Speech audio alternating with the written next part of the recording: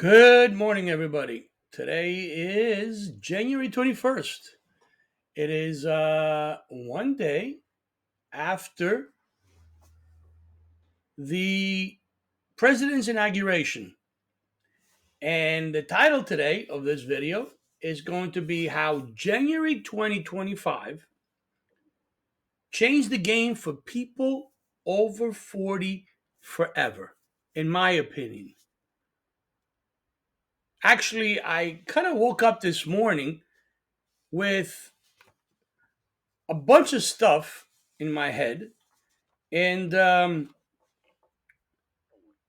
I couldn't wait to start making content. In fact, just in the last half hour or so, I came with a bunch of ideas that I wrote down real quickly. I did not even have time to go get my ledger. I just grabbed a piece of paper and I started writing down ideas about content I want to make for people like myself, over 40, over 50, over 60. And as you can see, I am going to start my video with some research. I personally feel that at the end of the day, everything starts and ends with yourself. So I believe that people over 40, 50, 60, even older than that, 70 and on, the older we've gotten, the more compliant, uh, the more relaxed, not challenging status quo, not challenging things that have happened in the past, things that were passed down by our parents, our grandparents. Look, the world has changed, regardless if you want to admit it or not to yourself. The world is constantly changing. So if you're stuck in your ways as a 40, 50, 60, 70-year old, that's something I think that you have to go and do your due diligence. If you don't choose to go and do due diligence, to start thinking, because I believe a lot of older people stop thinking because of certain things that have happened in their lives, because of their age, because I don't know. Again, these are my thoughts, and I encourage everybody. And there's plenty of YouTube content creators at an older age, 40, 50, 60, and even further. There's some 70 and 80-year-old YouTubers promoting and encouraging older people to start talking about their lives, their experiences, everything that they've acquired. So we need to start getting on here and sharing conversations, because we will never change things if we keep quiet. And I feel that's what's happening with a lot of the older people. I've had some conversations with some older people than me. For your information, I'm 60 years old, but I've had conversations with some older people, and it's shocking that how they think, how their mind works. It's shocking to me that they're still stuck in the 70s, in the 60s mindset. And even further than that, we need, as mature older people who claim to have wisdom, who claim to have life experience, I believe that we need to constantly update our way of thinking. I believe that people that are stuck with a mindset of yesteryears, and I don't care what that is, what decade you stuck in, I think you're doing enemy service, number one, to yourself, number two, to your family, your children, your grandchildren, and everybody else thereafter. Because the world is evolving and the world is changing daily. And if we don't change as the world changes, we're being left behind. But I am so ecstatic, and I couldn't wait to get in front of the microphone. And believe me, there's going to be I'm going to be dropping a lot of videos, because there's just so many ideas that I got for video content, for content that, I think addresses my age, people, and I can't wait to share it and see what everybody else thinks, regardless if that's good or bad. Remember, sharing information, talking about what you think is on your mind, it's a good thing as far as I'm concerned. There's way too much hesitation about sharing information, including me, by the way. As a small business owner, I've always been hesitant to express my views out of fear of being judged, out of fear of maybe losing business. But, we got to start changing. And I include myself in that.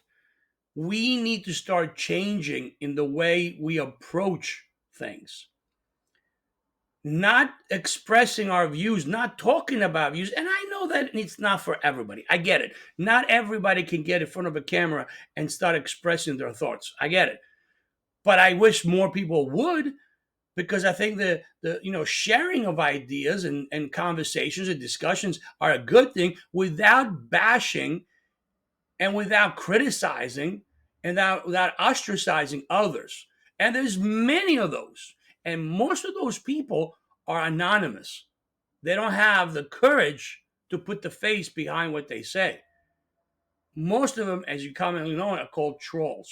They get on everybody's feed, regardless if it's a YouTube video, a TikTok video, an Instagram video, and they start bashing the people that are expressing their views anonymously. So it makes me wonder, because I like to think that I am a critical person. I like to think that I think for myself and I am not a puppet. I like to think for myself, and that makes me think, how many of those trolls, how many of those anonymous accounts that post online and bash people are really real people, or they're just bots of other people looking to control the narrative? So without getting, too far off, like I said, I chose today to start doing some due diligence and start doing some research, and I figured we do it together. We share on this video, yes?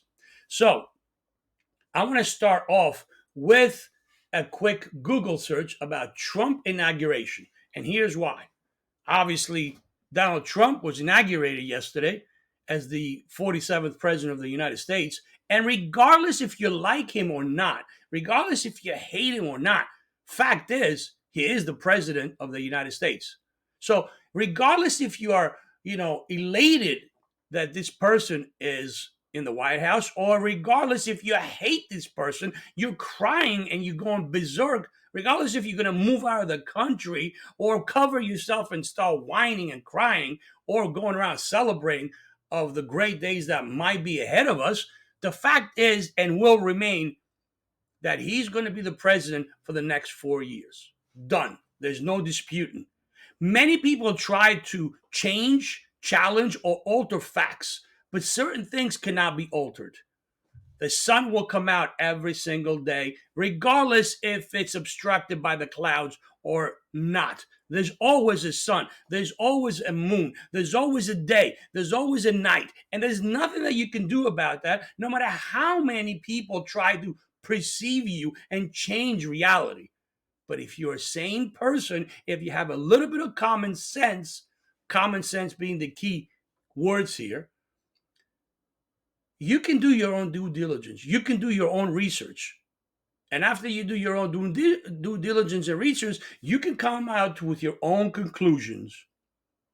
Is there a sun? Is there a moon? Is there a day? Is there a night? And furthermore. So I just put the word Trump in there. Look, as you guys can see in the screen, I just put the word Trump in there. And I got Trump inauguration, Trump inauguration benefits for USA, Trump speech, executive orders, Trump coin, Trump Elon, Trump Musk, Trump Twitter, Trump news, and on and on and on and on. So these are the searches, common searches that people have been searching since Trump's inauguration. Okay? So let's start addressing again facts. I am only going to address facts. I might share some of my opinions, but I want to start addressing facts. So the first thing I want to address is that, again, it happened. It's reality. Trump is the new president. Trump is America's 47th president for the next 4 years, unless, of course, something happens. Okay? But that's a fact. How is that inauguration? Again, I repeat this multiple times, regardless if you like it or not, regardless if you agree or not, regardless if you voted for him or not. How is that going to change our lives? How is that going to change your life as a 40-year-old, a 50-year-old, a 60-year-old like me, or somebody older? How is that going to happen? Is that just going to happen magically? Are you going to do some research to find out how it's going to change your life? Or are you going to be stuck in what you've been hearing for the last 4 years from the previous administration? Are you going to be stuck listening and thinking what you were thinking 8 years ago, 10 years ago, 2 decades ago? Or are you going to do your due diligence on Trump, on his policies, on what he says, on where he's going, the Republican Party, the Democratic Party, the Independent Party, and anything in between? Seriously, are you going to be there doing nothing? Because I know there's a lot of people doing nothing but complaining. I know there's a lot, and it's not just on this matter. There's a lot of people doing absolutely nothing, but all they do is they complain. Not just for politics, but anything in life. They're not happy with their jobs. They're not happy with their relationships. They're not happy with anything, but they don't do anything to change it. So remember how I started this video. I started this video by saying everything begins and ends with you. Every morning when you get up in the morning and you look yourself in the mirror, that's the first thing that you do. That's the first thing that you see, yourself. If you're not happy with your life, if you're not happy with your relationship, if you're not happy with anything that's going on in your life, the first person you have to blame is yourself. We need to stop passing blame. Oh, the whole world is to blame except me. I'm not at fault. I'm just a victim. What can I possibly do to change the world? That's very common thoughts, especially, I believe, for older people. Younger people are easier to change their mind. They're easier to be manipulated. And due to conversation, that is true because the education system that's been going on, not only in this country, but globally for many years, has brought us to where we are today. What's going on globally, not just in the US, globally, it's an effect of the education system of our youth. Back in the day, the education system was a lot different than it is today. And by the way, this has happened and it's taken course over many years. It didn't just happen overnight the last couple of years. No, it's been going on for a lot of years. Education, when there's different stages depending on how old you are, depending on what stage of your life you're in, right? There's stages of education. So when you're first being born, your education starts immediately. And some things are naturally. When you first are born, the education process is all about finding your food. You're hungry. You don't know what's going on. You're an infant. Your brain has not formed yet. But you do know that you're hungry. So you start crying for what? To be fed. And mom, of course, feeds you. Okay? Or should I say, primarily mom, but, God forbid, dad will feed you. Somebody will feed you. As you get older, your education changes. Your brain begins to be formed. It goes beyond just thinking about food and sleeping and what else, right? But now you're beginning to start forming ideas. Maybe some of these ideas you don't even know that you're thinking about because again, you're a small child. But then you go to school, and then we have determined that your education needs to start from common sense things, right? So what are you being taught in kindergarten, maybe social interaction. Kindergarten, it's more about, hey, you're coming together with other kids and you're slowly beginning to form interaction and social skills and social acceptance things, right? In kindergarten, you don't learn a lot of things. You learn how about to be part of the rest of the group of the class, the community, right? To share your toys. You begin to learn little habits. And then you go to elementary school. Then you begin to learn your ABCs so you can properly speak and write and spell and all those things, right? And then you begin to learn mathematics. Why? Because mathematics are used and necessary in everyday life. And you go on and on and on, and you begin to learn things that are slowly deemed necessary for your life as you get older. Some things, as the world changes, may become obsolete. When I was going to school back in Greece, because I am here, I'm not a naturally born citizen. I'm a legal migrant. I've been in this country. My family migrated to this country legally when I was 7, 8 years old, right? But I did go through some years in school in Greece, and I remember being taught in Greece ancient Greek language, which nobody uses anymore. But back in the 70s, you had to learn ancient Greek language, although nobody used it. But today, you don't have to learn those things because nobody uses it. Just like other subjects that go around globally, certain subjects that might have been deemed necessary when, it was the 60s, the 50s, the 40s, the whatever, may not be deemed necessary today. So education does change. But what it doesn't change is that we need to be factual. We don't need to start educating our kids in things that are not factual because we need or we're trying to change the perception of something. And that's what's been happening in education for years now. We try to, educate our children. And when I use the word educate, I use that very word, very loose for interpretation. Okay. We're trying to educate and kind of call it brainwashing our kids with certain things at a very, very young age. And this has not been more evident as in the past few years. And then all of a sudden, instead of educating our kids, we confuse our kids. But don't forget, those confused kids now become teenagers, and teenagers become adults, and they are confused adults, and so on and so forth. And you see where I'm going with this conversation. Now we have confused adults that are going to pass that confusion on to their kids, and it's just a never ending cycle. Why am I saying all this? And where am I going with this conversation? And some of you by now might have already tuned out of the video, and that's okay. Stay blissed in your ignorance. But these are the things that I believe, these are my opinions that I believe we need to share. We need to start getting back into factual education, not brainwashing education. So I believe that when you go into Google and you see where my thought process is going here, right? I believe as a 60-year-old man, that I believe my education was far more different than some of the education that's going on today, right? I believe that I am a common sense 60-year-old. For the most part. Have I made mistakes over my life? Absolutely. We all do. Have I gotten wrong information about something or someone? Absolutely.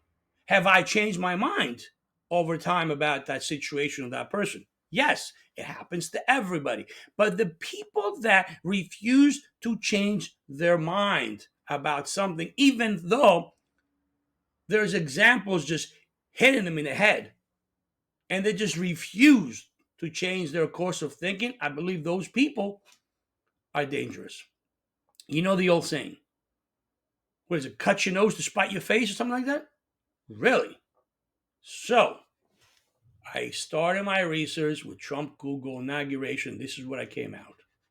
And I kind of put some of the stuff, that I felt I needed to address. So the first thing I needed to address that I found in my quick research, and I'm not going to make this video like extremely long, although it always becomes, because I think I'm going to make multiple videos. So At the risk of losing most of you guys, and I believe that most of you who are watching this video are going to tune out. And that's the world that we live in. You don't want to take the time to research things. You don't want to take the time to listen. If something is not agreeable with you, you would tune out. And unfortunately, that's the world we live in. But for those of you that choose to remain on this video and keep watching until the end, I thank you very much and love you for it. So the first thing I want to address is people that came to the inauguration and people that didn't. Now, once again, regardless if you chose to watch the inauguration or not, and there's going to be people that watch the inauguration and the festivities all day long, and there's people that did not even turn on the TV set. There's people that have better things, in their opinion, to do than watch a president's inauguration. There was a football game on yesterday. There was all kinds of stuff. Life goes on, whatever. So regardless of where you fall in, I'm just going to choose to tell you what I basically came across. And I did watch the inauguration. I actually watched all day long the covering, not only the inauguration, but the sworn in, the going to the church. He addressed a bunch of different things, and I also switched from I watched it from different channels so I could get different perspectives. I didn't just watch one channel. I tuned in and out of different channels to watch and listen to different perspectives. And I want to address this quickly here because I believe from what I was watching, so there's certain channels that, that were commentating. And here's something that you might want to try. Listen or watch the one channel and turn the volume off. This way you're not being influenced by what each channel is talking about. So regardless of where you lie, regardless of what your political views are, if you have any, if you watch something with no sound, it's funny how you might draw different conclusions than when you actually have people, commentators, telling you what goes on. And sometimes they tell you what goes on while you're watching. They're basically telling you, don't believe your eyes, believe what I'm telling you. It's just crazy. It's just crazy. So I kind of like when channels are broadcasting something and they go silent, similar to what, if you watch somebody speak, any of these major channels, and when I say major, I mean, so, legacy media on television, YouTube, TikTok, whatever you watch the news. If they allow you just to listen to a speech, any speech about any given subject matter, right? Now it's up to you how you're going to listen to that speech and how you're going to interpret that speech. It's up to you, right? You're listening and you're interpreting and you're drawing your own conclusions. But then when you turn the volume on, now you have other people's opinions going into your head. So you're watching the speech, you listen to what that person says, and then afterwards you have commentators giving you their opinion and their feedback. And my favorite one starts in sports. You're watching sports and you're watching, it doesn't matter what the sport is, and you have the commentators tells you, well, he's thinking at this moment, da da da da da. How do you know what he's thinking? How do you know you're not in that person's head? It's the weirdest thing. And I'm a sports guy. If you follow my channel, if you know my background, I've been into sports one way or another all my life. And I love that about sports. They're always trying to tell you, what's in the head of the kicker who missed the field goal. What's in the head of the wide receiver that dropped a pass, a touchdown pass? What's in the head of a soccer player who just missed a penalty kick? Or what's in the head of the basketball player who just missed, a free throw? Really? How do you know what's in their head? Who are you? This is just the nonsense, in my opinion, that we see every day. So getting back to what I was saying, the narrative is being changed constantly.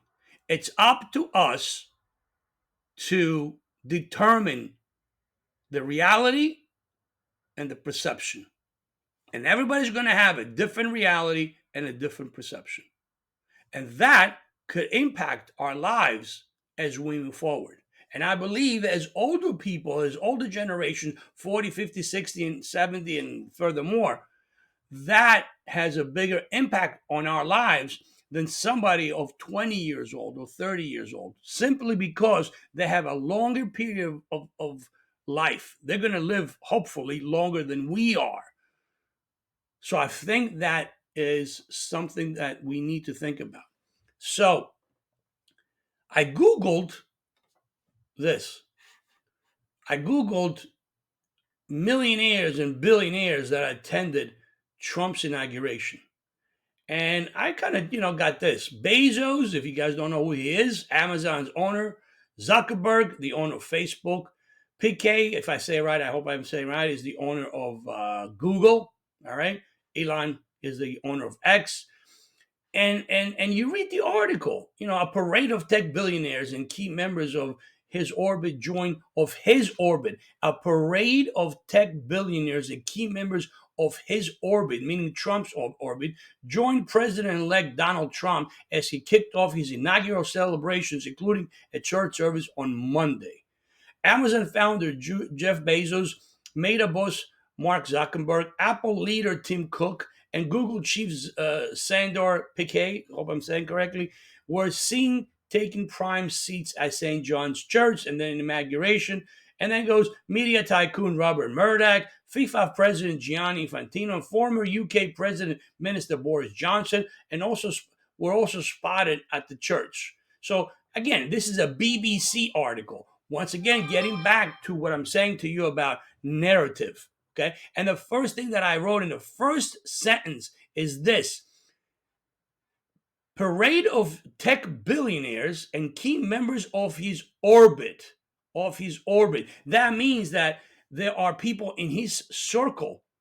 Well, how are there people in his circle where most of these guys spent at least the last 4 years bashing Trump? Bezos, really? He owns Wall Street Journal, right?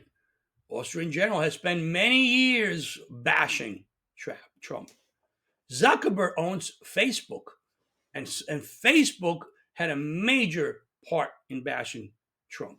And again, these are the things you need to do your own research. So my little mind says, how is it possible that these people that spend years of putting out negative thoughts and negative information and bashing Trump, how is it possible that all of a sudden they are in his orbit? I doubt that they're in his orbit. He might know them. He might be in the same circle of people that he may come in contact with. And I kind of like to believe in my poor little mind that I don't think that he hangs out. Trump, I don't think hangs out with all these guys on a regular basis going golfing, unless it's a complete theater and we are completely fooled, and all they are just a bunch of actors that just bash each other on social media and all the channels of news, and then they go golfing together. I don't know, but that's where you have to do your due diligence. So are all these guys now making preparations for life after Trump inauguration for the next 4 years because they're all business people? Have they changed their view about Trump and what he's like? Where does the truth lie? And I think that's something that, as individual people, me being as an individual person and critical thinker, because I don't like to think, I don't like to have people tell me how to think or how to feel. I want to do my own due diligence, and I'm going to decide where is the truth? Where does the truth lie in these people? Do they really believe that, their thoughts and ideas about Trump was different than reality? Are they doing it for business? Because they're all business people. They're all business people. And like it or not, fact is that there's a new president, and that might change the way they do business, depending on his policies that may be different than the previous administration. Or they're just full of garbage. Did they lie about Trump before? Have they been bashing and driving the narrative for many years before. And maybe now it's Trump, right? For the last, I believe, ever since Trump decided to run for president, the the different things, negative or positive, have come out from different people. And I believe, again, doing the research and doing my own critical thinking, that most of it has been negative, because I also know, because again, there's this thing that's called Google and internet. And I know that most 40, 50, 60, 70 year olds, most of us do have a computer. We do go on the computer, maybe not as computer savvy as most younger people, but I believe most people are. And if you Google, Trump was rubbing elbows and he was in the good grace of a lot of people prior to him running for president, that he donated a lot of money. He gave a lot of money, that those same people bash him years later when he decided to run for politics. And who knows, maybe the same thing would happen if Zuckerberg decided to run for politics, or Bezos, or anybody else. Who knows? Who knows? But are we doing our research? Are we doing our thinking? Or are we just accepting what every BBC and any other social media or legacy media tell us? Because depending on what channel you follow, and I tell you one thing, here's something else. If you notice, any public area, airport, some type of an office where you have to wait, maybe even a lot of them have CNN on. That's continuous, in my opinion, continuous news feed on a certain way. In other words, they have their own spin on things. And if you just watch CNN all the time, that's what you're going to believe. Now, do you watch CNN and do your own due diligence and come out with an opinion if what they're reporting is real or not? Or are you just accepting those facts? Older people, I believe, had more of a tendency to just accept facts and not question. I don't know. That's my opinion. Okay? So, after I did this, I kind of did, Trump inauguration benefits for USA. And simple, Google. This is what came up. Okay? 4 takeaways from Trump's second inaugural address. NPR. It's one source of news. Trump's inauguration. Key takeaways as Trump sworn 47 president. Al Jazeera. I believe that's Middle East. I'm not sure. AP News. Trump sets out to erase Biden's legacy with pardons and orders immediately. Boom. This basically grabs you. So this headline by AP News, this headline grabs you to go and look and read. Is that a positive or a negative spin? I don't know. You got to sit there and read it. I'm doing my research as I'm talking to you guys on this video. Donald Trump began erasing Joe Biden's legacy immediately after taking office as the nation's 47th president, pardoning nearly all his supporters who rioted at the U.S. Capitol January 6, 2021, and issuing a blizzard of executive orders that signal his desire to make American institution. So I got a problem with this word here, rioted, right? As I'm reading this, I believe it's AP is shaping a certain story, a certain narrative. Okay, that's okay. And I'm going to go back again and look at something else. What Americans thought about Trump's inauguration. This is Jeff Bezos. This is Jeff Bezos' newspaper. He was at the inauguration. Let's just take a look. What 7 Americans thought about Trump's inauguration speech. Will be regularly checking in with his group of people during President Trump's first 100 days. Here's what they thought on day 1. As Donald J. Trump takes office once again, he will represent millions who enthusiastically supported him, millions who forcefully opposed him, and perhaps most critically, millions in between. This last group of voters may have been decisive in the November election. People who were unhappy about their choices, frustrated with the nation's leadership, and skeptical about the way forward.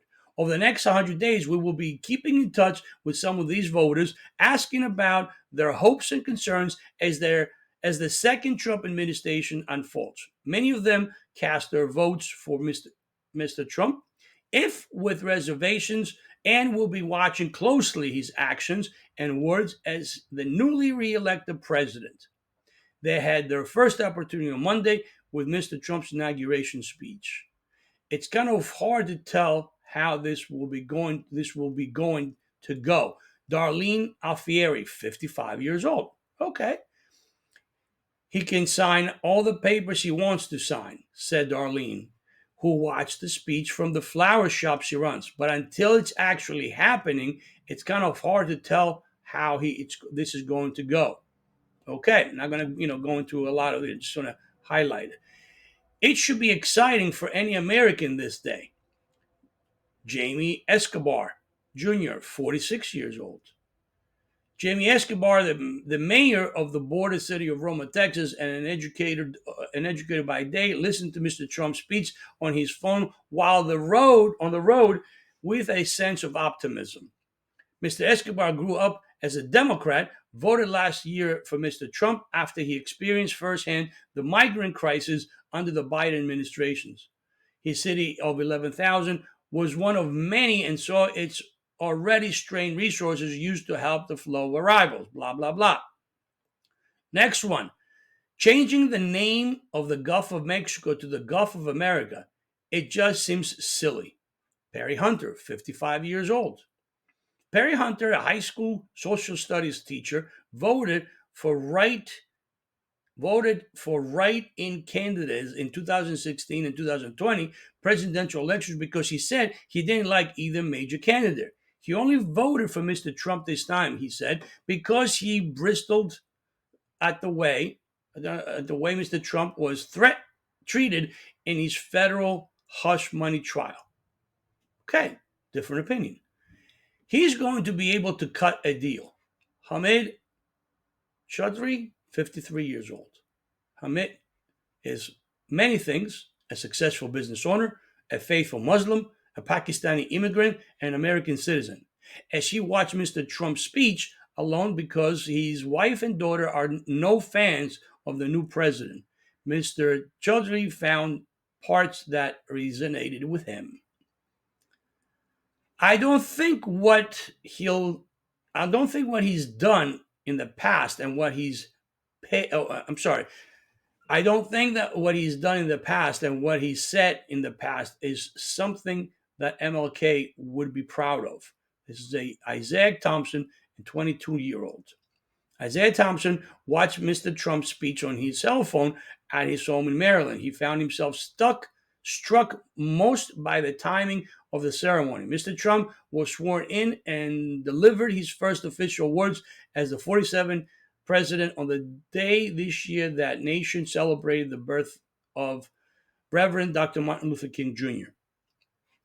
Mr. Thompson, 22 years old, student at Harvard University, was pleased that Mr. Trump acknowledged Dr. King, but he was put off by Mr. Trump's mention of the attempt on his own life at rally in July. It seemed like he was trying to draw parallels between his assassination attempt and Dr. King's murder, he said, and position himself as the person who would push Dr. King's dreams forward, and on and on. A healthy society has to have rules. Tali Jakand, 57 years old. Tali Jakand, an immigrant from Israel, who put aside her long-time backing of Democrats to vote for Mr. Trump, watched the inauguration from the kitchen in her Los Angeles home. Despite disagreeing with some of the content, Mr. Trump's speech left her hopeful, as he said, starting with the simple fact that Mr. Trump seemed to avoid his tendency to veer off script. The speech, she said, wasn't brilliant, but it was nice. Let's wait to see action. Okay. Again, I can go on and on, and I don't want to take the video reading everything, but you guys can again do your own due diligence. All right. There's some different perspectives here. Now, in my opinion, this particular piece from this particular piece from the Wall Street Journal. I'm sorry. Hold on a second. That's not what they want. This was from the New York Times. I apologize. Before, I think I said it was Wall Street Journal. This is the New York Times. So I think that this piece was a little more open-minded, to the previous ones that I read. Okay, I don't know. You be your own critical thinker, and you draw your own conclusions. So there's a lot of things that you can take. Key takeaways is Trump sworn. There's different. I mean, Al Jazeera. I believe this is a Republican. I believe this is a Middle Eastern publication or something like that. Yeah, I believe so. I'm not sure. The Guardian, PBS, New York Times, AP News. I mean, again, I'm just trying to show you what I think we should do as 40, 50, 60-year-old people. And there's some. Let's stop accepting what everybody's, spoon feeding us and start doing your own diligence, which again is not that simple. It's not that, sorry, it's not that complicated. You could just spend a little bit of time and start reading what's being fed, and every publication, every outlet, just like you're watching this video and I have my own spin on this thing, it's my views, my opinions, right? You just sit down and read and basically come with your own conclusions. All right. One thing that I wanted to point out is this. I Google Elon Musk video thanking people on Trump's inauguration. Sorry, I misspelled this. And the reason why I Googled this, because right away from one of the, legacy media, CNN, I saw that they were claiming, here it is, BBC does the same thing. Elon Musk's gesture at Trump rally drew scrutiny. Elon Musk accused of making what appeared to be a fastest salute at Trump's inaugural, CBC. Elon Musk makes a Nazi style salute at Donald Trump's inauguration. Don't know. Don't know. So, I'm like, all right, I want to see this video. So I just click Elon thanks the crowd at inauguration parade. Let's see what it.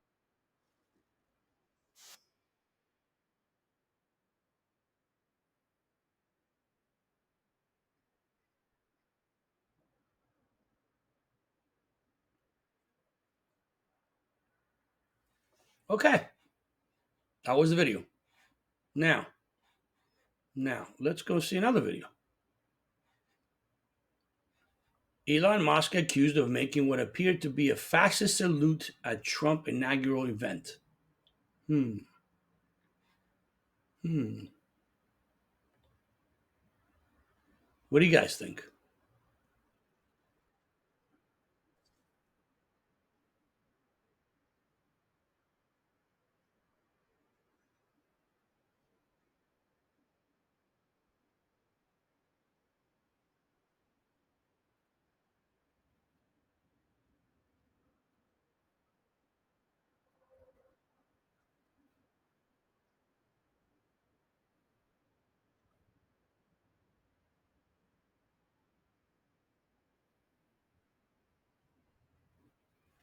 Okay.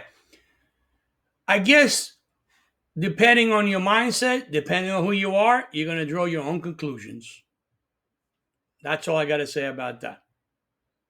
I mean, the way I perceived the video, the way I perceived him talking, might be completely different about the way somebody else perceived it.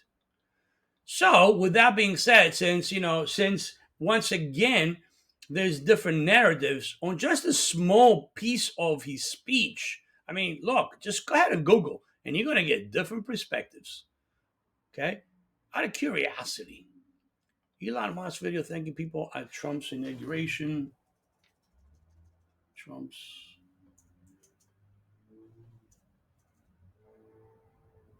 inauguration. CNN. Just out of curiosity.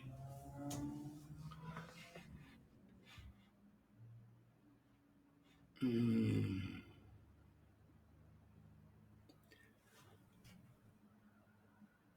I don't see it. CNN president. I don't see them having just a thought on that particular thing. But I'm sure that if we do some digging, they're going to have their own spin on the video. I'm sure of it. Okay. So again, the reason why I'm sharing this is because just to show you that a particular video, a particular clip can be, you know, spun into many different, ways, right? But here's something else that I found. So I found this. It just says, it's a Elon Musk. Elon Musk, you just lied. Elon Musk slaughters BBC reporter in live interview. DC Shorts. Make sure you guys subscribe to this channel. Give him a look. So I'm going to play the video to you guys, and then you tell me what you think.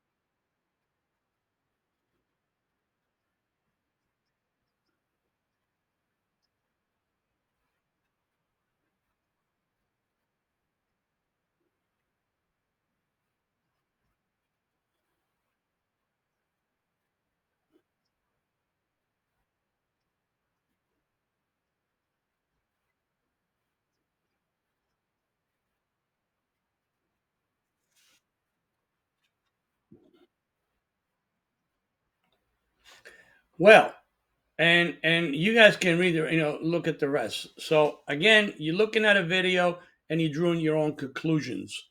You're watching an interviewer um, accuse X and Musk of a certain thing, but then when he's being cornered and he's getting pushback and legitimate questions, in my view, well, name something, and they can't. And then he says that, well, I know this because I'm on the platform. Well, name something. Oh, I haven't been on the platform in the past, 6 weeks. Well, then how do you know that's misinformation or hate speech? Sorry, hate speech. That's what the conversation is about.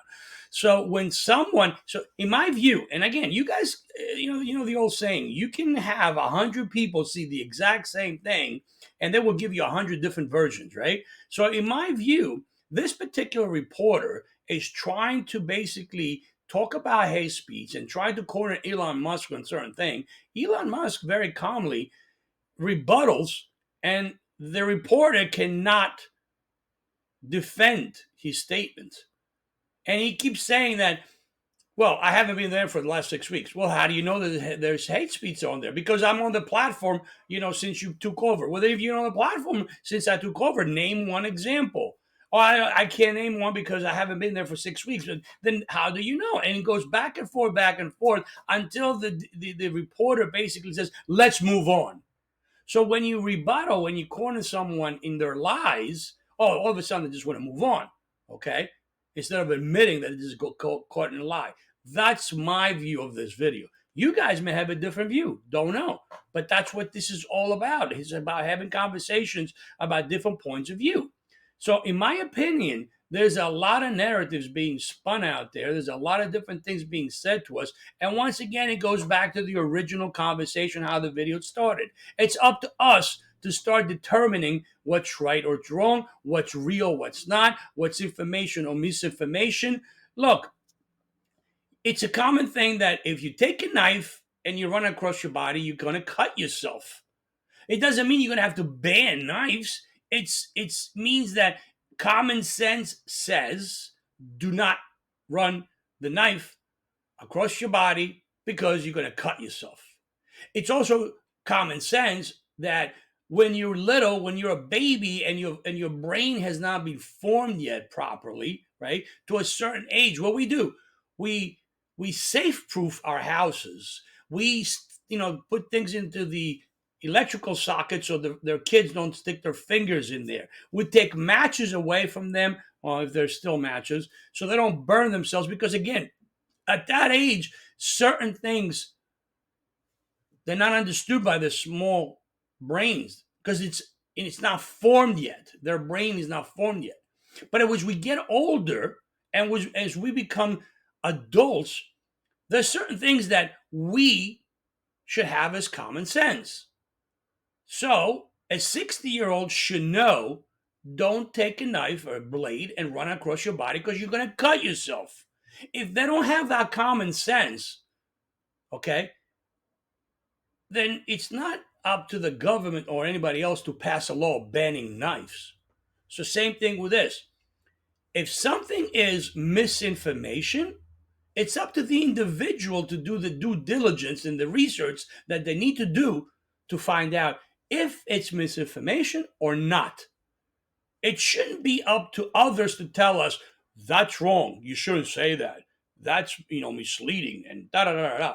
If somebody calls you a name, it doesn't make it true.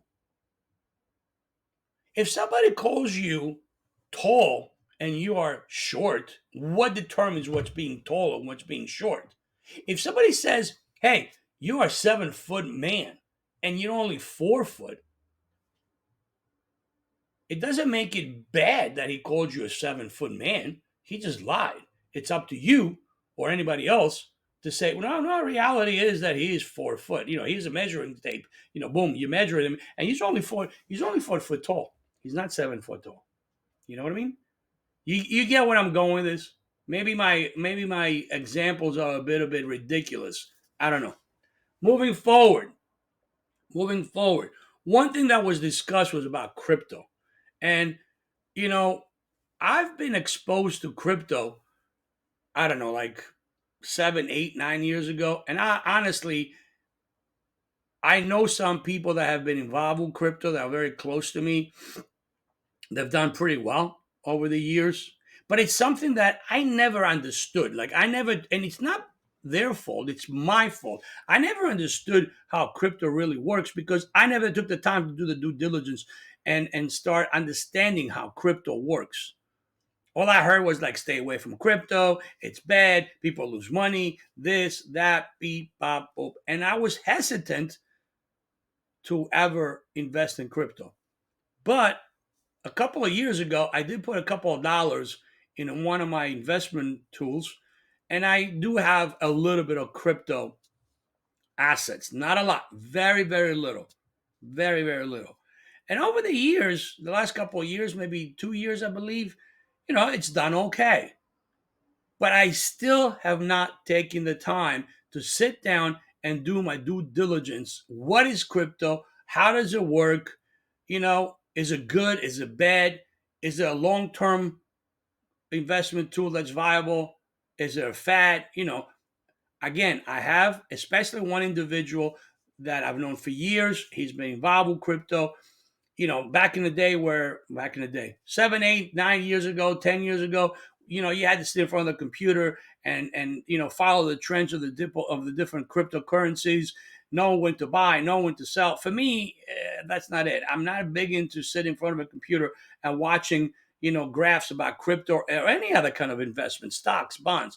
I always like to find tools that kind of automate, like so for one a 401k or an IRA, where you don't have to know about stocks and bonds. All you know is that if you keep investing every week from your paycheck a little bit, in the long run, when you retire, it should be some a good income. Okay, you don't have you might lose today some money, you might gain some money tomorrow, or the first week, or the second week, or this year I didn't do so well, but next year I did better. But you know that over the course of your life, 10, 20, 30 years. It's long-term investing, basically. Okay. So that's the way I saw it. I'm like, you know what? Let me just, I have this tool. Not going to get into it now. I have this tool. I have this investment tool that I invest some money, and it's kind of automated.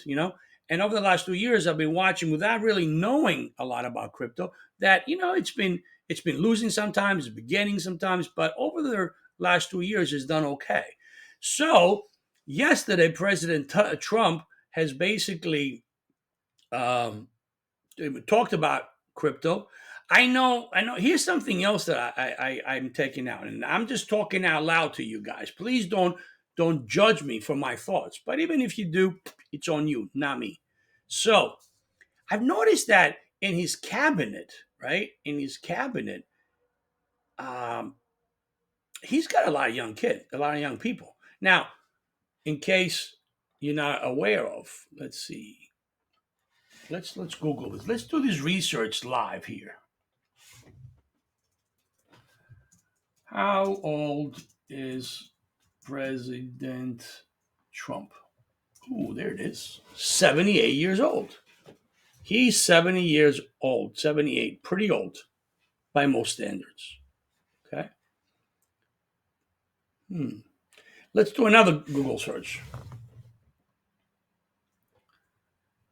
Name some Democrats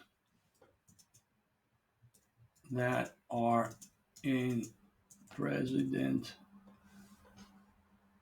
President Trump's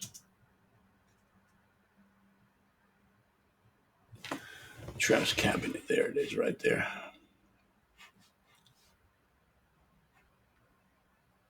All right, let's see what this looks like. CBS News.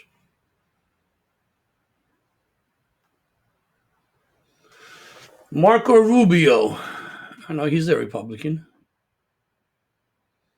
Scott Bassett, founder and chief executive officer of Key Square.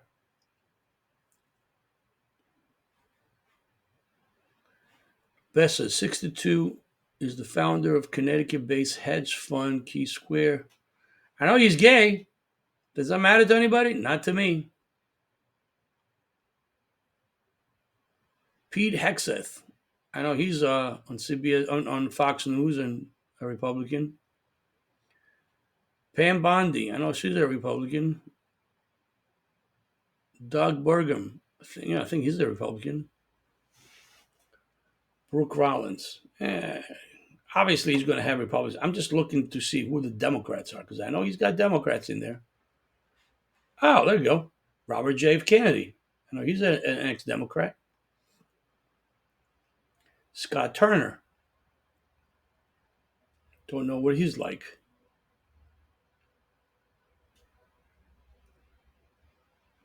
Chris Wright. Don't know what he's like. No, these are Republicans.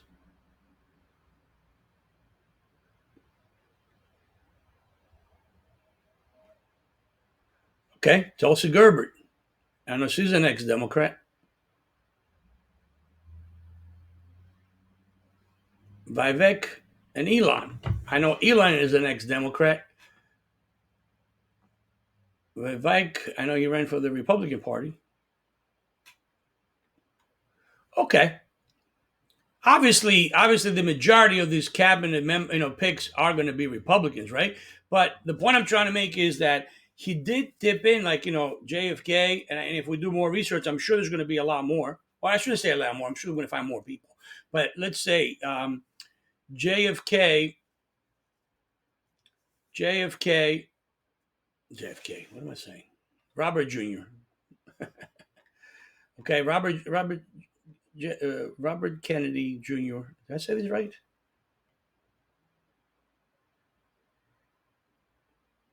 Robert Kennedy Jr. is an ex-Democrat. Tulsi Gabbard is an ex-Democrat. Elon is an ex-Democrat. What does this say here?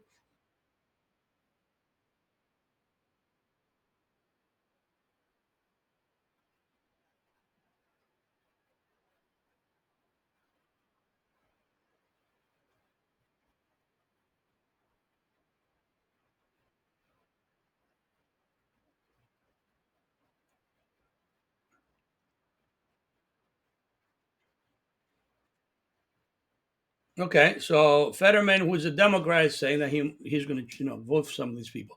The point I'm trying to make with this research here is basically the fact that this president is bringing in some people from um, the other side, I guess, right? Democrats. I also know that he's got, he's been accused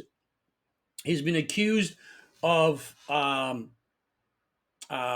not liking strong women, but I see that he's got plenty of women in some very, very high level um, places, spots.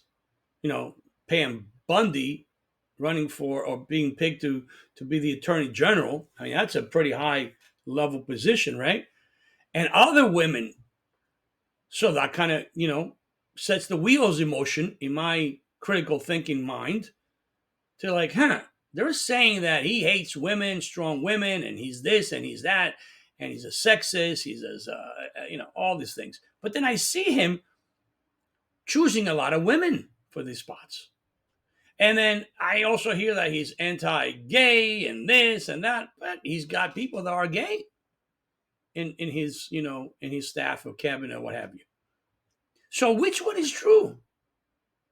I got to draw my own conclusions. I got to dig more. I got to dig more, right, in this research of mine and draw my conclusions. So getting back to crypto, I started saying that I think that crypto is a young man's game, meaning that most older people like myself either do not understand crypto, dismiss crypto, or want nothing to do with crypto. And I think that's wrong. And by the way, that includes me. As I told you a little while ago, I'm guilty of feeling that way because I didn't understand it. I still don't understand it, but I am doing some due diligence and I did invest some money in a tool that I don't have to know what crypto is about. I don't have to watch, how is it doing. All I know is, hey, I invested XYZ dollars and over the course of the last 2 years is doing actually pretty well. and maybe I made a couple of dollars. Okay. But I am going to start my due diligence. So I got to Google crypto versus fiat currency pros and cons. Fiat currencies are generally more stable than cryptocurrencies in terms of price. However, the comparison of crypto to fiat currency must also focus on the fact that fiat currencies are not completely immune to devaluation. And the fiat currency, if you're wondering what it is, it's your money, your dollar, your yen, your euro. And let's be honest, in today's environment, that currency is being manipulated left and right. And if you don't know what I'm talking at, as a 40, 50, 60-year-old person and furthermore, well, maybe you should start learning, because here's the thing: inflation drives your dollar down, okay? Drives any currency down. It's very, very simple. I'm going to try to make it as simple as possible, as I want to be, described to. I'm an ex banker. I used to do mortgages in my previous life, so I do know a little bit about finances. Okay, but here's as simple as it possibly can be. The price of eggs used to be 49 cents a dozen. Today, in most supermarkets, it can be as high as $5, $6 a dozen. That means your dollar buys you less. That means you need more dollars to buy a dozen of eggs. It's simple to understand. The inflation, the increase of pricing, everything costs more. Therefore, your fiat currency, okay, is being manipulated. Your dollar doesn't buy you as much as it used to buy you before. Why? Because it's being manipulated by external forces. And one of it is the government. The more money they print, the less your money is worth. In the old days, the money used to be the paper money used to be equal to your gold. In other words, we had the gold standard. If we had $100 billion worth of gold, we had $100 billion of money, paper money. That stopped being fact anymore. So now you have more money, paper money, than you actually have gold. Simple. Okay. So your dollar today is not worth as much as it used to be, and that's being manipulated. But if you start doing some research, let's see, what did I say?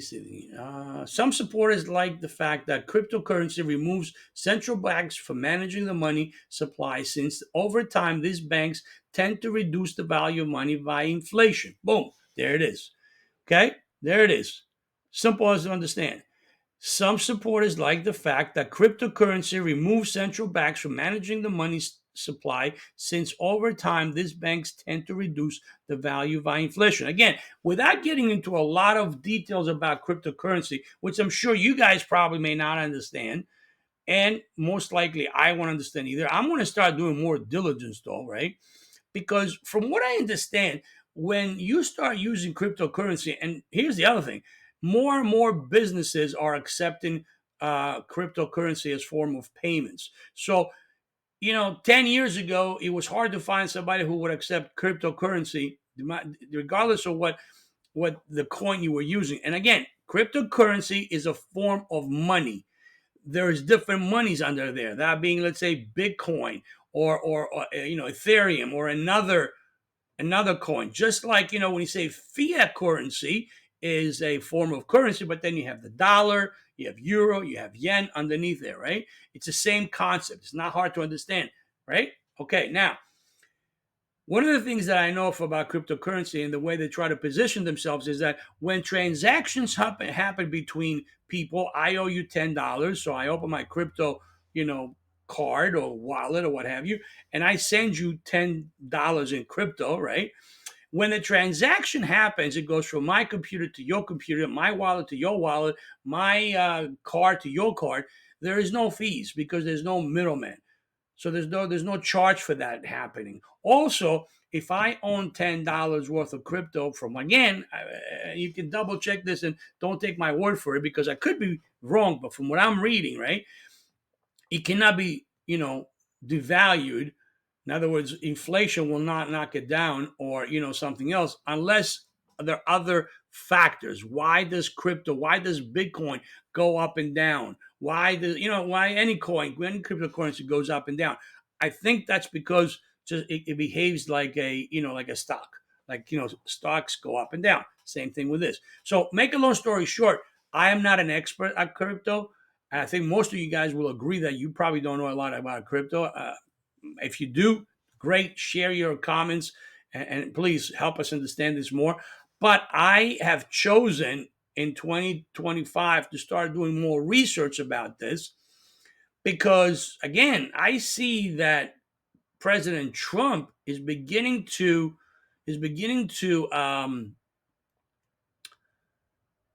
embrace this type of currency. In fact, there's a video. Let's see. There's a video. Uh, Hold on, let me find it. Trump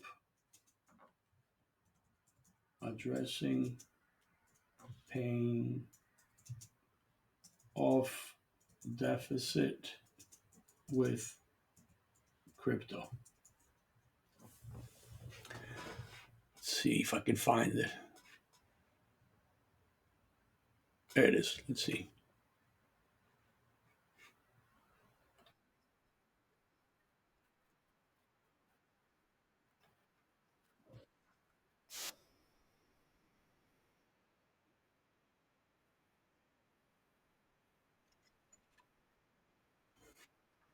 Okay, so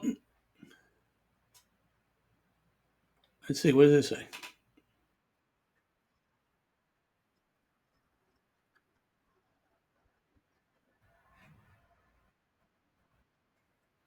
I don't want to. I don't want to. I just want the video real quick.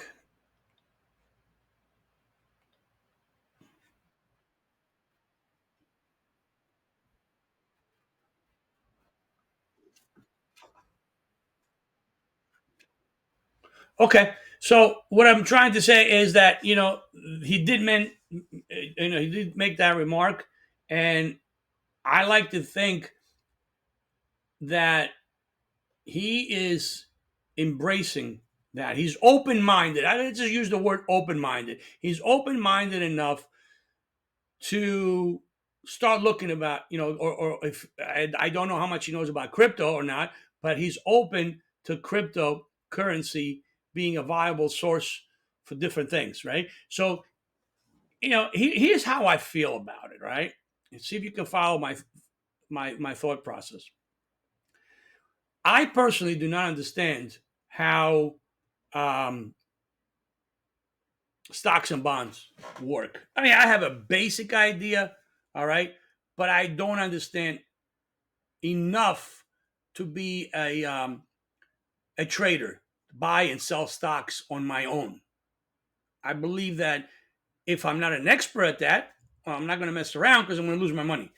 So there are tools like, a 401k tool or an IRA or what have you, where you can put some money. You know that if I invest, $10 per week over the course of many years, I should have an increase in my investment. I don't understand how that $10 gets invested on a daily basis, why it loses money or why it gains money, what affects the gains and losses. But I know that if I invest some money on a long-term period over a course of many years, I should see some increase in my investment. Simple, right? And I believe that's the same way I want to approach crypto. I don't know much about it. I don't know how it works. I don't know all the details and this and that. But if there's a tool out there that I might be able to invest a couple of dollars, maybe over the course of XYZ years, I will see a gain. Again, there's never any guarantee on any of these. Your 401ks, your IRAs, there's no guarantee. That's why it's called investments. Basically, legalized gambling as far as I'm concerned. There is no such thing as a guaranteed return. That's why they always tell you, don't invest money that you need. Invest money that you can afford to lose if you lose it, right?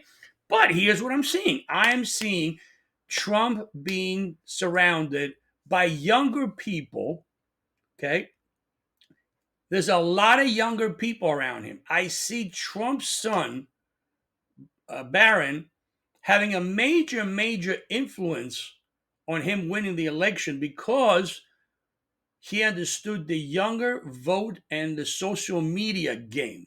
Okay, let's go into that. Let's see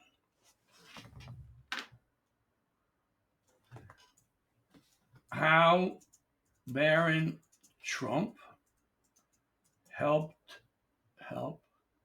his father. All right, let's check this out. Barron Trump plays to no, that's not that's from the inauguration. How Barron Trump won the election for his dad. Barron Trump helps his father choose which podcasts. A lot of videos. Let's see if there's any articles. Go into all. Tough to miss. Barron Trump sets internet buzzing as dad's. No, Melania. All right. November 7th, 20. Donald Trump's youngest but tallest son introduces his dad to Gen Z men through the world of online podcasts. Okay.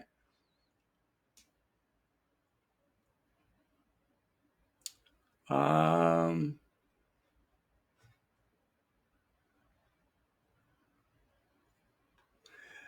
Barron Trump introduces Donald Trump's youngest son is assisting his father's election campaign by advising on social media and podcast interviews.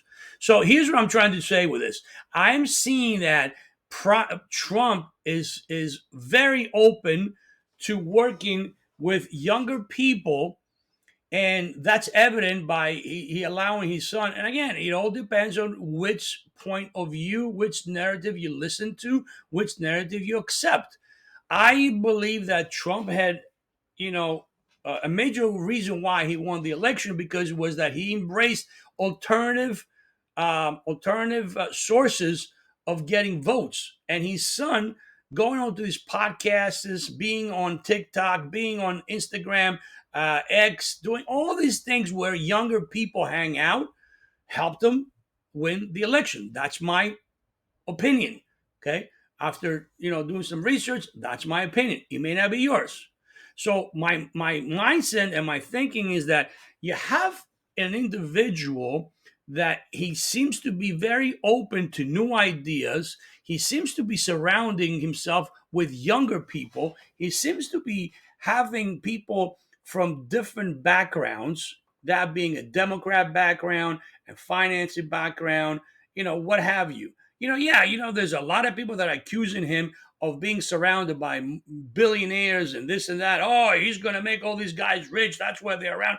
Again, it's all different points of view, depending on what you think and what you believe in the research that you draw your own conclusions. Remember what I keep saying. It begins and ends with you. If you don't do the work, if you don't start, doing the research, you make a decision. Again, it starts and ends with you. You're the ultimate decision maker. Stop crying wolf and being a victim. That's my opinion. I believe that I need to follow that trend. I need to follow that trend as a 16-year-old man. I need to start paying attention, regardless if I agree with all his decisions or not, regardless if I like him or not. I'm seeing that more younger people are around him. Okay. So on both sides of government, there's some old people. And we, as older people, have the tendency to relate to those older people. But let me ask you a question. When was the last time those old people in government made you some money?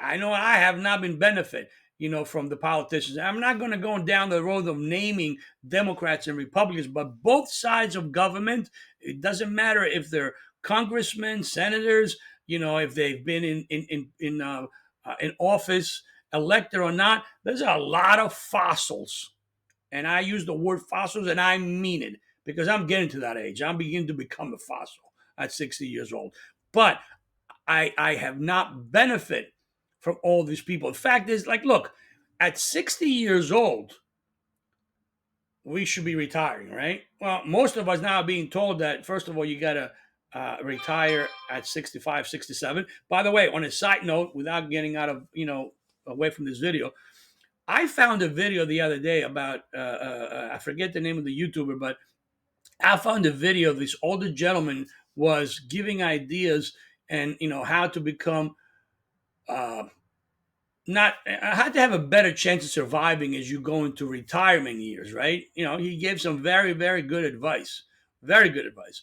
But one of the things that he mentioned is that maybe you should be taking your Social Security instead of 65 or 67, maybe at 70. So he said that if you prolong your Social Security over your Social Security retirement age, you'll be able to collect more than 100% of your Social Security. Well, that's great, right? But here's my question to you. Suppose you don't live until you're 70 years old. I'm 60. I'm a cancer survivor, right? And I take my life daily, day to day. I thank God that I'm alive. So you telling me that I may be able to get more than 100% of my Social Security if I don't collect it until I'm 70 years old. But what guarantee do I have that I'm going to be live at 70 years old? You see where I'm going with this? I'm concerned about today. I'm concerned about today only, and here's the reason why. You may agree or disagree, but my reason why I am concerned with today only is because I recently went through a cancer battle and I'm a cancer survivor, and I don't know if cancer is going to come back to me. I don't know if my next test is going to be clean. So I don't want to wait until 70 years old to collect over 100%. Why can I benefit today? Why can the government, why can all these people help me today? Why can I live? And I'm not looking to become rich at 60 years old because I'm not by my standards of what everybody claims to be rich or not. Where are you? I do not own millions of dollars. I don't have millions of dollars say in the bank. I consider myself a middle class to a lower class individual. Yeah, I actually made some good money in my previous life when I was a mortgage banker, but I also spend a lot of money. I spend a lot of money. I did okay investing, but not the greatest possible job, right? So today we have some money, but we're not millionaires. That's the bottom line. So now, what do you consider rich? Well, I don't consider myself rich. So my point, getting back to this, is do I have to wait to be 70 years old to collect 100 and I think it was like 100? I know what, I would lie. Let me not quote you numbers, but it was over 100% of my Social Security. Why can I have some money today just to live my life comfortably, just to be able to enjoy my life as I'm entering the golden years of my life? Where I don't have to go to work every day and grind and this and that. Okay. Why can I have some benefits today? Why do I have to wait until 70 years old? Which is another thing that I hope this government changes, the Social Security retirement age. They keep raising it because they say, oh, the life expectancy has risen over the years globally. Bullshit. People are dropping dead left and right. I just went through a cancer battle. My cousin passed away from cancer a few months ago. Within 5 days from diagnosis, he was dead. So you want me to keep working, 70 and more and more? Where is it going to end? Where is it going to end? That they keep pushing us to work more and more and more and more. And then as soon as you retire, if you make that retirement age, you drop dead. Oh, is it because you don't want to have to spend the Social Security benefits back to us, that it belongs to us, that we've earned, that you've taken and used for other programs? Social Security is one of those things that politicians are constantly digging in to take money to pay some other BS. So I'm getting a little bit excited, okay? But again, I'm just letting you in my thought process, okay? I'm doing my due diligence. I am very, very excited about what 2025 is going to bring. I think that for people 40, 50, 60 years old, some of the things that I heard yesterday, excuse me. See, I got excited and I'm choking. Some of the things that I heard yesterday, some of the things that I saw, and I agree with one of the things that I read to you guys. Trump said a lot of good things. He signed a lot of orders and this and that. But let's see what the next 4 years bring. Let's see. Only the future will show, right? Actions speak louder than words, as they say. But some of the actions that I'm trying to gauge and kind of draw my own opinions is, like I just mentioned to you guys, right? He's surrounding himself, what it seems to be, with different minded people, people that may not agree with him in everything, right? But, and they do have the different points of view. And I think that's a good thing. And also surrounding himself with a lot of younger people, which I think it's a good thing. Surrounding him with some very highly qualified women. Okay.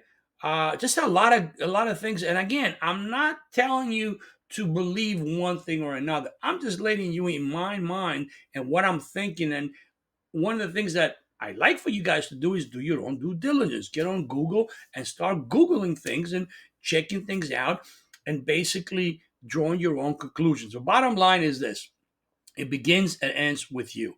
Okay. If you're stuck in your mindset back in the 40s, 50s, 60s, whatever, okay, yeah, well, there's nothing I can do for you.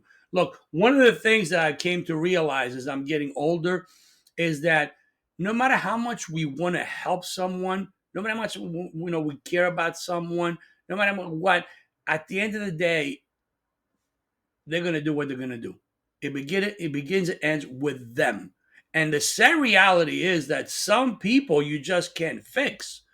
Period. You just can't. You know the old saying: you can't fix stupid. Not that I'm calling you guys stupid. I'm not.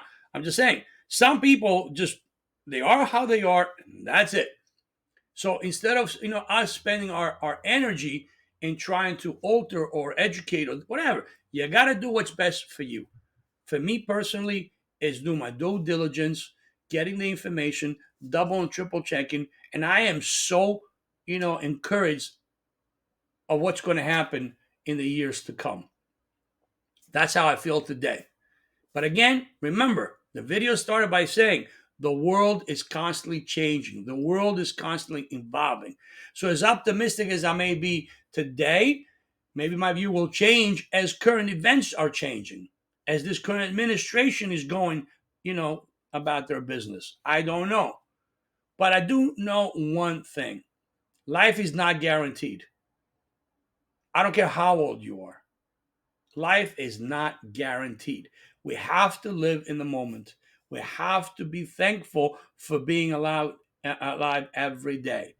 We have to be thankful for the grace of God that we wake up every morning and we're surrounded by our loved ones, by our children, by our grandchildren, by our online friends, offline friends. We have to pause every day and thank God for the privilege that he allows us to be alive, because life ends at any given moment. Hope you guys like the video. Hope you guys like my thoughts. Regardless if you agree or disagree with me, please share your comments. Be respectful. If you don't agree or disagree with something, don't go down the path of posting negative and when I say negative, you know what I mean. I'm talking about just like hateful comments. Again, if you agree, great. If you disagree, also great. Plus, why you disagree or what have you. But refrain from just being negative and hateful, not only to me, but everybody else who hopefully will share their views in this video. I got a lot of videos coming this way. I mean, one of my favorites is going to be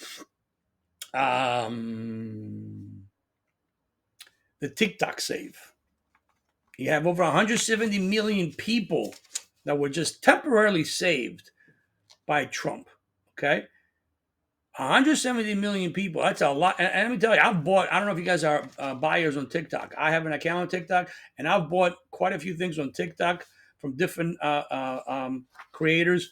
Actually, I think I'm using TikTok more than Amazon because it just happens to be cheaper. Everything that I've bought TikTok, I've double checked on Amazon, and Amazon is more expensive than TikTok.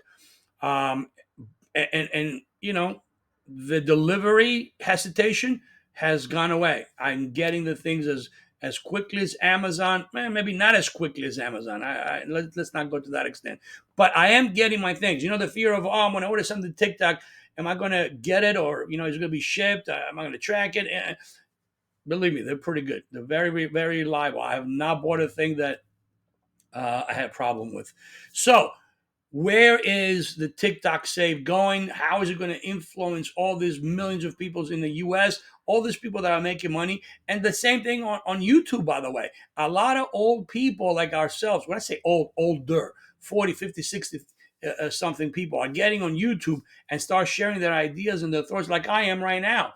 So that's another opportunity to be, excited about moving ahead, right? So there's so many things, there's so many content that I want to talk to you about. I'm so excited. You guys are going to see more and more videos being dropped. And just because, again, remember, just because you make a video, if you decide to open up a YouTube channel and start talking about it, don't get disappointed if you don't get a lot of views. Okay, it's going to take a time. It's going to take time. I want to make another video because this particular YouTube channel, my personal one, it's got about 470 72 subscribers so far. My other business channel is approaching 2,000. So I want to show you guys, the difference. But again, start something if you're interested. All right.